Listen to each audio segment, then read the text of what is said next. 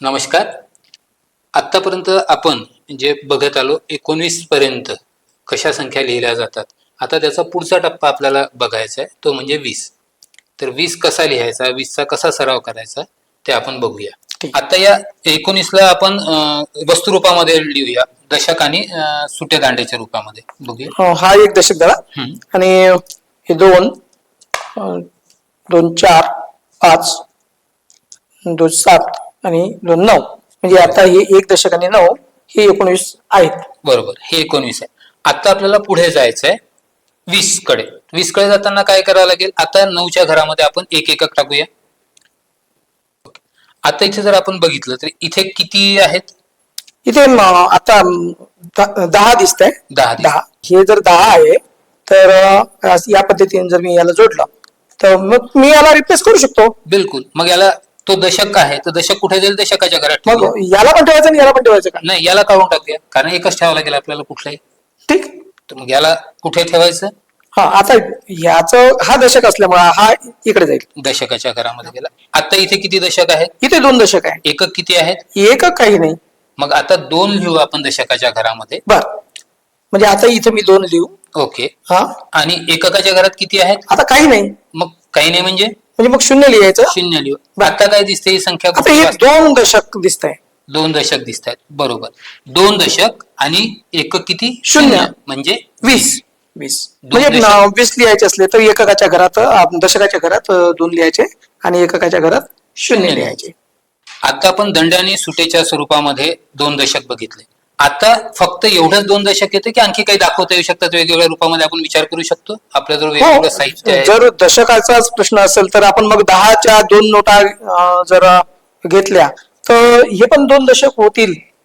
आणि मी दशकाच्या घरात मी हे 2 बाजूला करून घेतो. ठीक आहे, चालेल. 2 दशक 20. दशकाच्या नोटा आहेत त्या. एककाच्या घरात सध्या काहीच नाही. मी नाणी नोटाच्या सहाय्याने सुद्धा 2 दशक पर्यंत लिहू शकतो. आणखी जर असे गठ्ठे घेतले 2 तर होणार नाही का?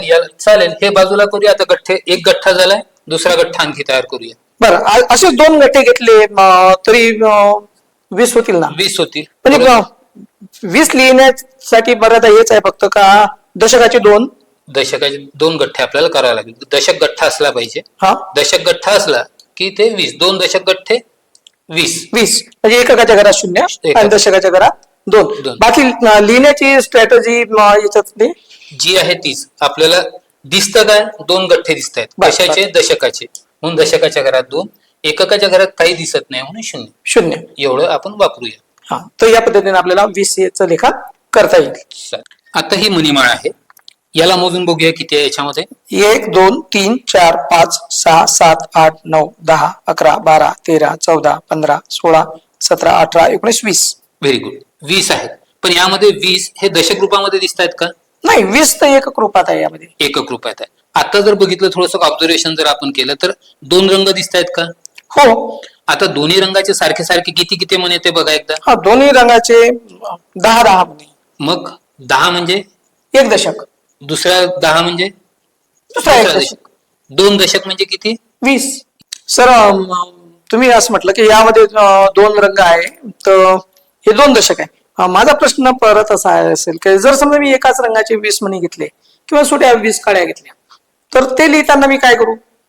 तिथे 20च लिहावं लागेल आपल्याला. एकदा तुमची समज पक्की झाली, विद्यार्थ्यांची समज पक्की झाली की 20 कसे लिहिल्या जातात, 2 दशक म्हणजे 20, इथे तो 10चा एक गठ्ठा इमॅजिन करेल किंवा काहीतरी, आणि त्या पद्धतीने 2 दशक 0 एकक 20 लिहावं लागेल.